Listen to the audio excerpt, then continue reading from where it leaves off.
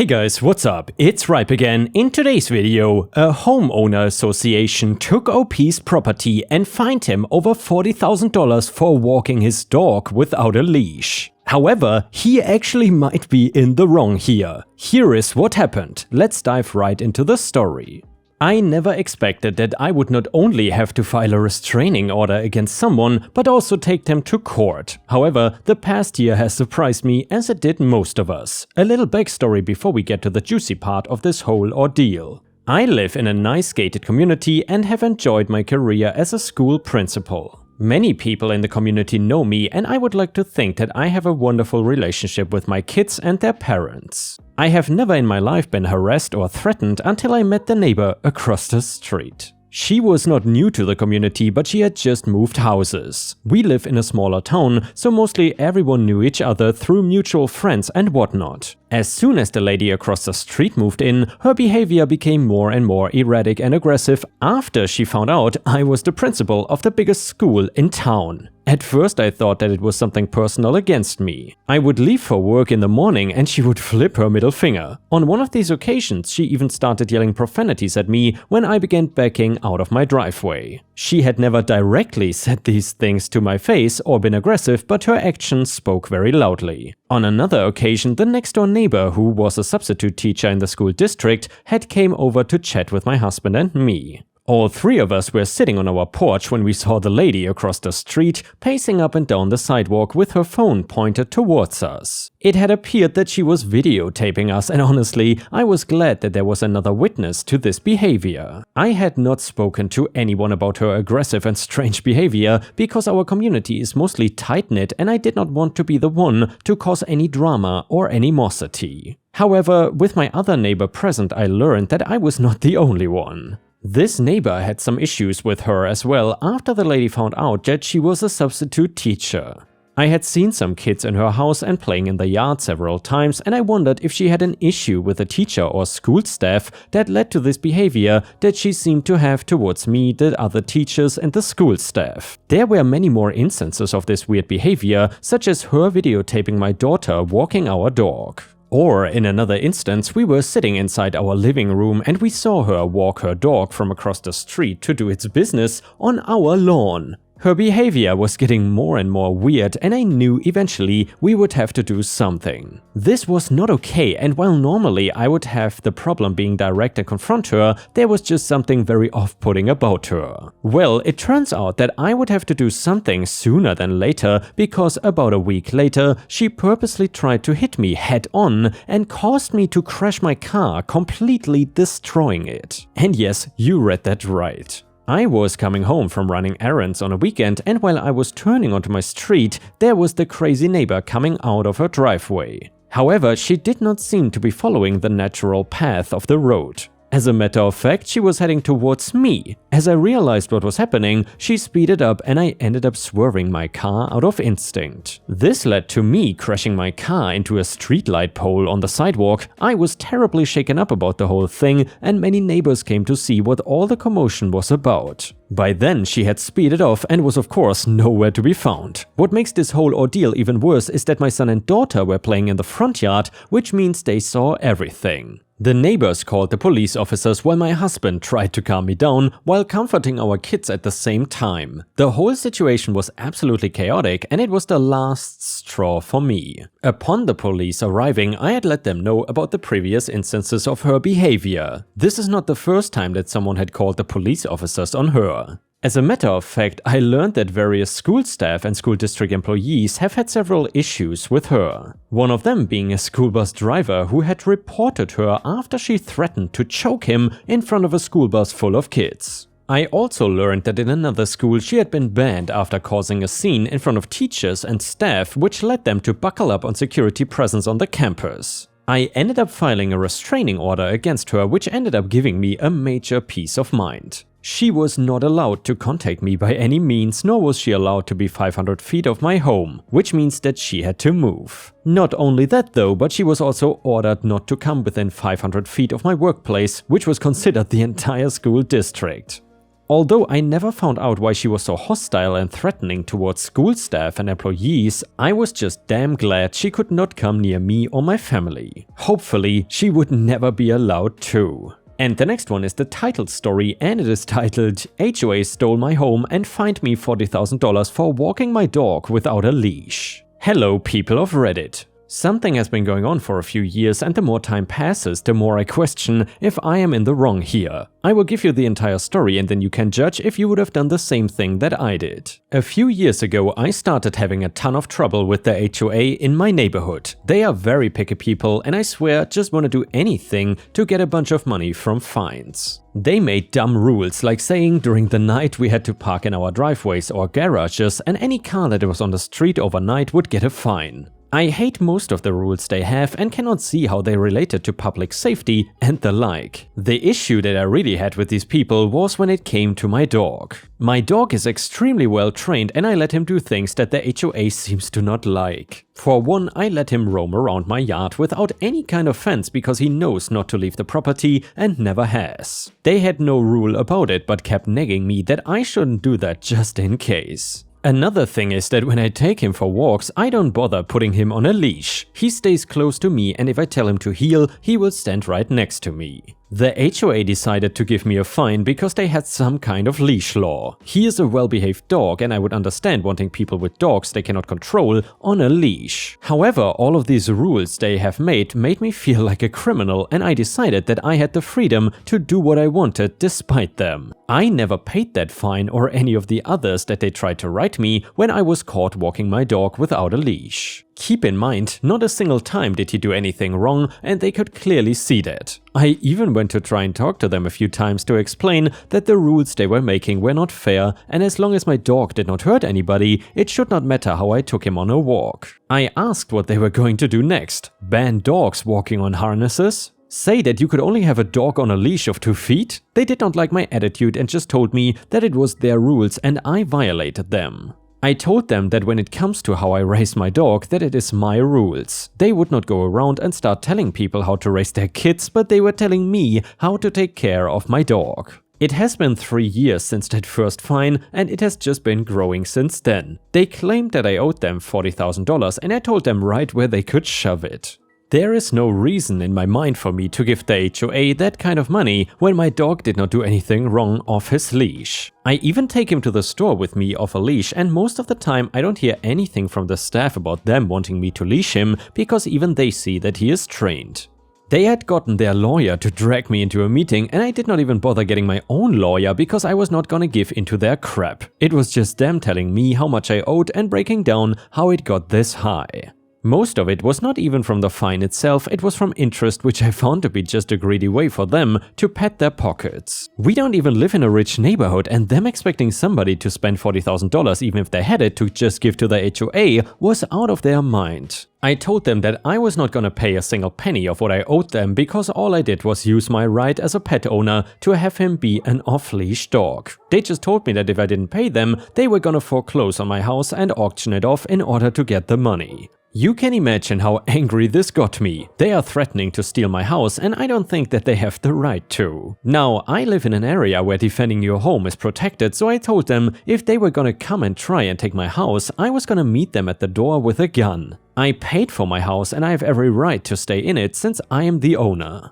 They would have to call the cops and remove me by force if they ended up selling my house without me being involved. When I went to tell my friends and family this story though, some of them did not agree that I was in the right. I really just got mixed results from someone saying that they had the right to take my house in order to get the money and that I should have followed their dumb rules. Other people tell me that I am right and walking my dog without a leash should not warrant such a crazy action from the HOA. I figured that they would all agree and see my side of what was going on, but they did not. So now I open it to you, the people of Reddit, to answer this question. Am I the a-hole? And yeah, Ripe Stars, I will relay this question to you. Do you think that OP is the a-hole or not? Let us know in the comments. And then a person in the Reddit thread said, you tell them OP. The HOA should not be giving you a fine unless your dog did something wrong, like dig up a lawn or chase after another resident. I think they just want to pick on you and should leave you alone to go bully somebody else. They sound really money hungry to me, and I feel like if you give them a taste by giving in, they will keep coming back for more. The HOA cannot tell you how to raise your dog. The H stands for home anyway, not dog. You are not the a-hole in the situation. Comment number 2, I think you're acting like a bit of an a-hole in this situation, OP. I get that you are mad, but at the end of the day, you belong to an HOA and have to follow their rules.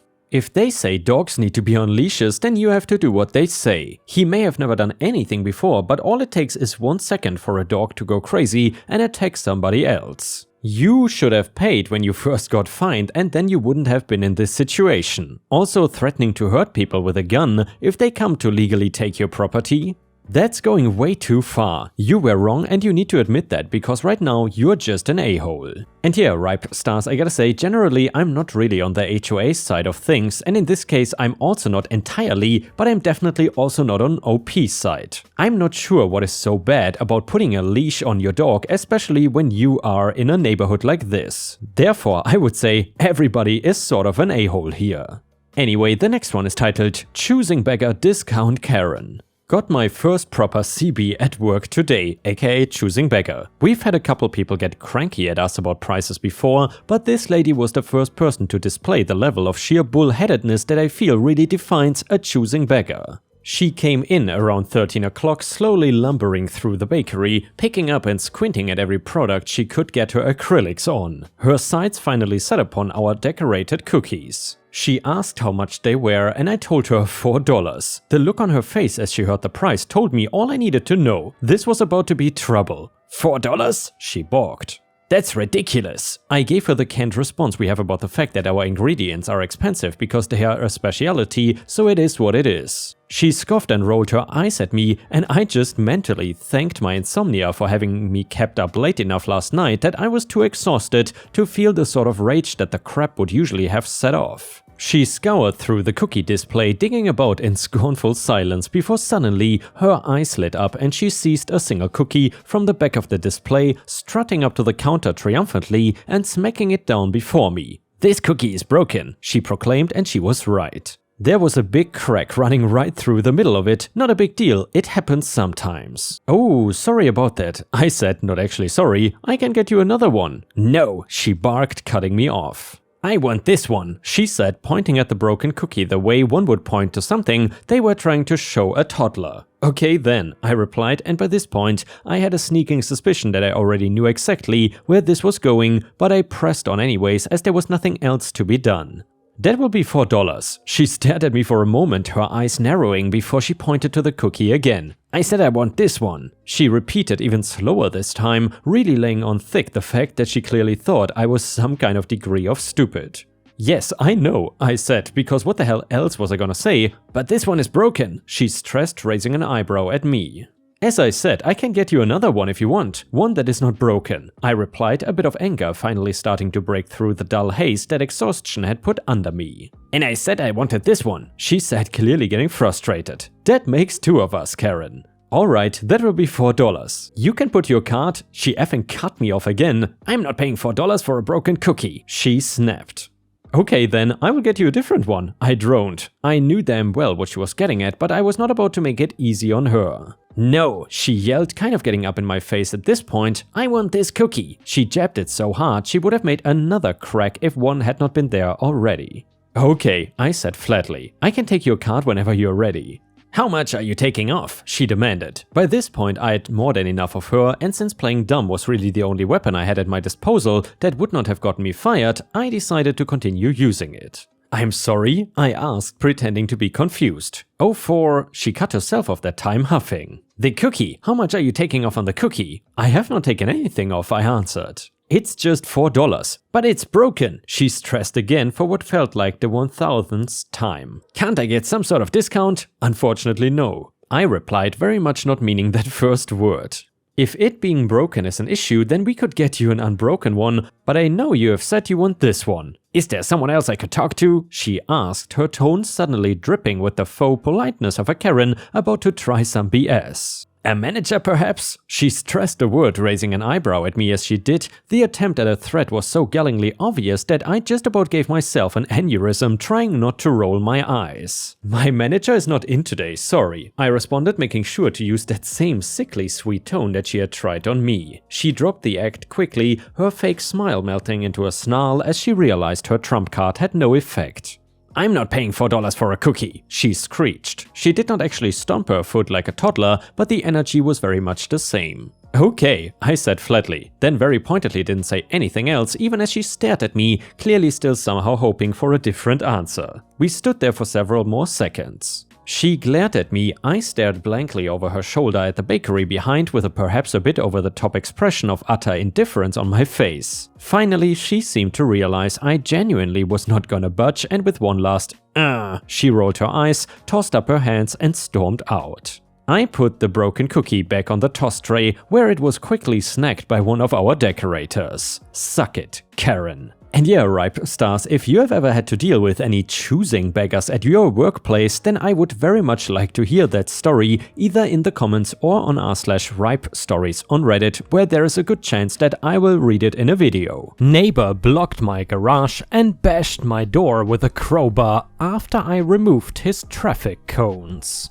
Disputes over parking spots are a common issue where I live. My city is a busy one, there are tons of old houses and limited parking with lots of businesses nearby that attract customers, which makes finding parking even more difficult sometimes. Lately, tensions have been high on my block with the other residents. A few weeks ago there was a fight between two women over a parking spot. The cops had to be called to break it up, and I'm pretty sure one of them even went to jail. That's the kind of drama we have over parking here. And by the way guys, please let us know in the comments what were the worst disputes over parking that you have witnessed in your own life. Feel free to share your experiences in the comments. Anyway, all of the homes on my street are small. I live in one that actually has a garage, but I use it as an office because my house does not have much space to accommodate. I have recently grown frustrated with trying to find a spot that is near my house, and sometimes I have to park a whole block over and walk home with all my groceries.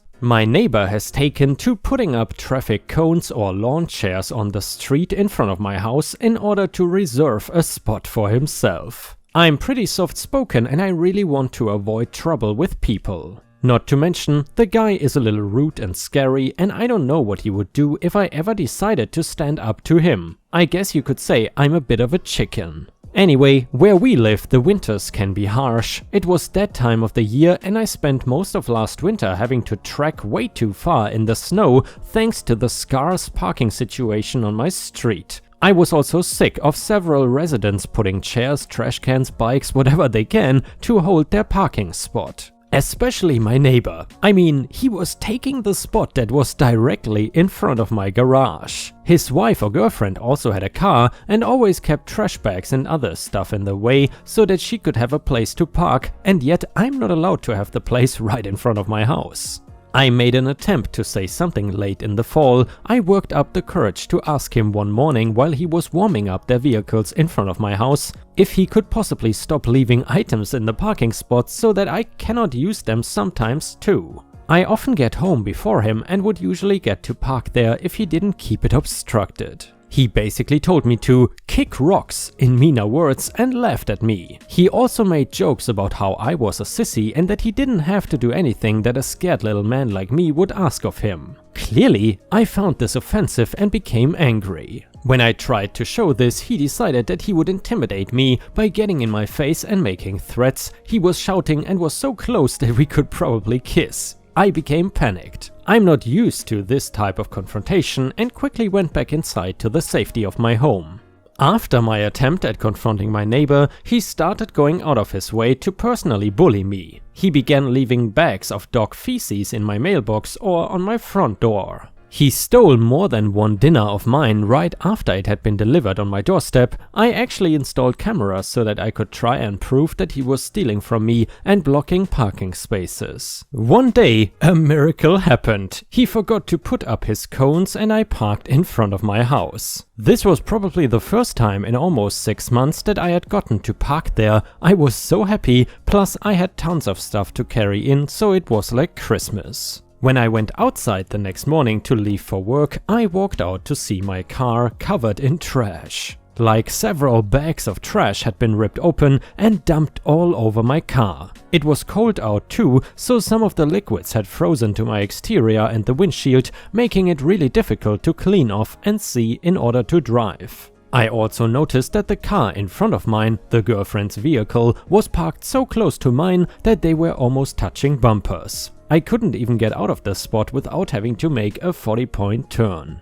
It was a giant mess. I was late to work, I had to have the car washed, and I barely made it out without hitting one of the vehicles behind me or in front of me.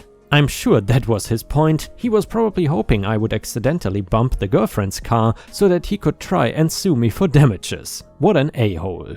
When I got home that evening, after walking almost 2 blocks to my house, I decided to check the cameras. Thankfully, they caught my neighbor dumping trash on my car and showed him backing up the vehicle in front of mine. He actually did bump my car, but I couldn't tell with all the trash covering it. I kept that recording marked so that I could use it against him in the future if he continued to vandalize my property. While this guy's behavior was ridiculous, there are several others who do the same things as him to their neighbors. As a matter of fact, a lady a few doors down from me had been having issues with her neighbors using her trash cans and blocking several parking spaces for themselves. She is older and cannot walk well, so having a closed parking space is important for her, but they don't care. She ended up selling her car and now she just has a family member take her to places when she needs to leave. This may be an option for her, but isn't for me. Plus, her neighbors should have some more respect for her and the age that she is. But of course, no one seems to care about anyone but themselves anymore.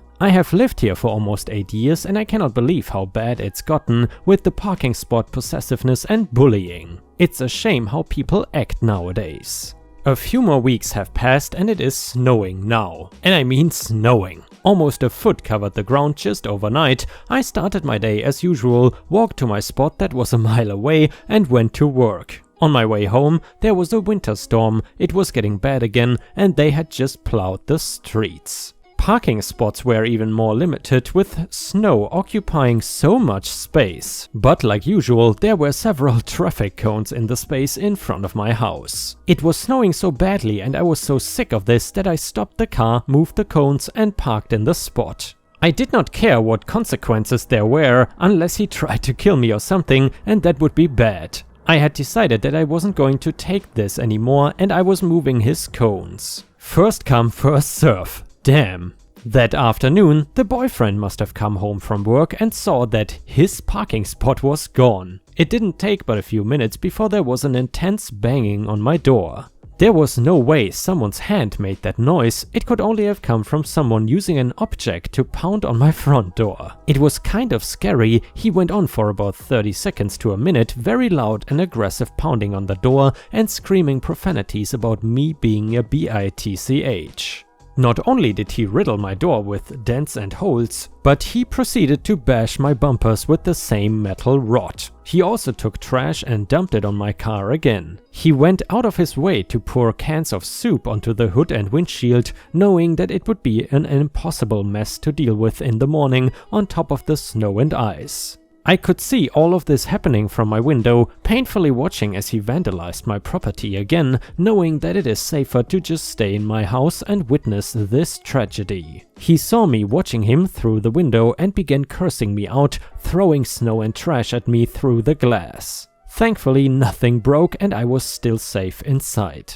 I did end up calling the police. I was really unsure about it at first, but decided to do it anyway. I was tired of being bullied and feeling terrorized by this jerk. The authorities came and watched my videotape. There is no denying what happened. They could see the evidence for themselves. The police walked next door and quickly arrested him. He did resist, which ended up him being thrown shirtless and face first into the snow with a large man on his back. He cursed and screamed and said that he didn't do anything, but that is just because he didn't realize I had installed cameras to catch his crappy behavior on tape. Which, by the way, I am so glad I did. That was one of the smartest things I had probably ever done. My jerk of a neighbor was released from jail not too long after, but he and his girlfriend were ordered to move away from me after I filed a restraining order. Plus, he had to pay fees for vandalizing my property multiple times, which was well deserved. He never spoke to or bothered me again, which was totally fine by me. And yeah, Ripe Stars, I think OP in this story should have stood up to the awful neighbor much earlier, but I'm glad that in the end the story sort of had a happy ending. And as you can tell, it is always worth it to stand up to a bully, and usually it is better to do that as quickly as possible as well. Anyway, if you enjoy the stories about crazy neighbors, then I would really appreciate it if you could post some star emojis in the comments if you want to support the channel. Thank you so much in advance.